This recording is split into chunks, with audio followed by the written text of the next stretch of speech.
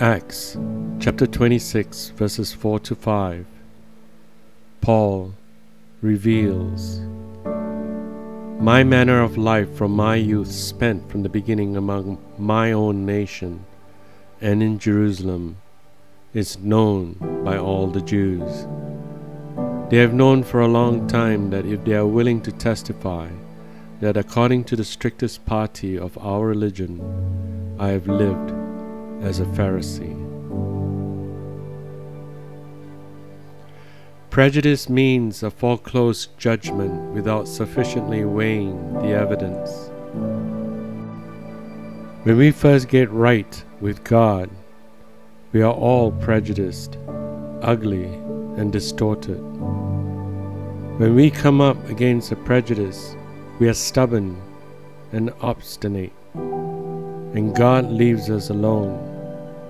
Then the prejudice comes up again, and God waits until at last we say, "I see."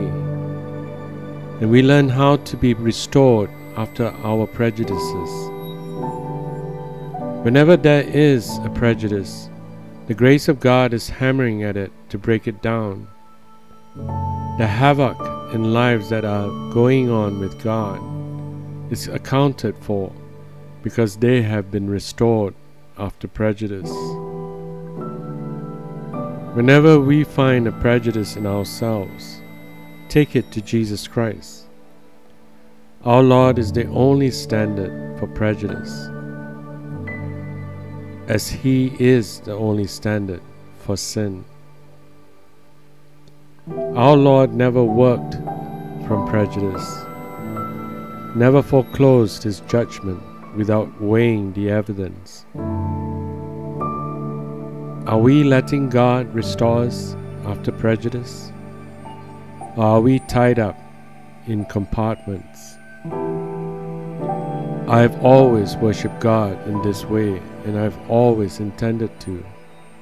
Be careful. I have always believed this and that, and I always shall. Be careful. It is easier to be true to convictions formed in a vivid religious experience than to be true to Jesus Christ.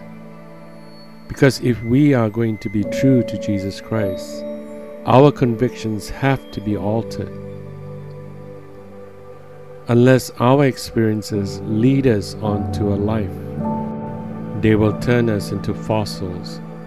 We will become mummified gramophones of convictions instead of witnesses unto me. Some of us are no good unless we are placed in the circumstances in which our convictions are formed. But God continually stirs up our circumstances and flings us out to make us know that the only simplicity is not the simplicity of a logical belief, but of a maintained relationship with Jesus Christ. And that is never altered in any circumstances. We must keep in unbroken touch with God by faith and see that we give other souls the same freedom and liberty that God gives us. The duty of every Christian, and it is the last lesson we learn, is to make room for God to deal with other people directly. We will try and limit others and make them into our mold. Unless we allow the Lord to work through us and we become that empty vessel through which the light of our Lord shines, it's not us that works to the glory of our Lord, but it's the Lord that works through us for His glory. It is that glory that others around us see and feel and know that the power of the Lord that lives in you will touch their living souls.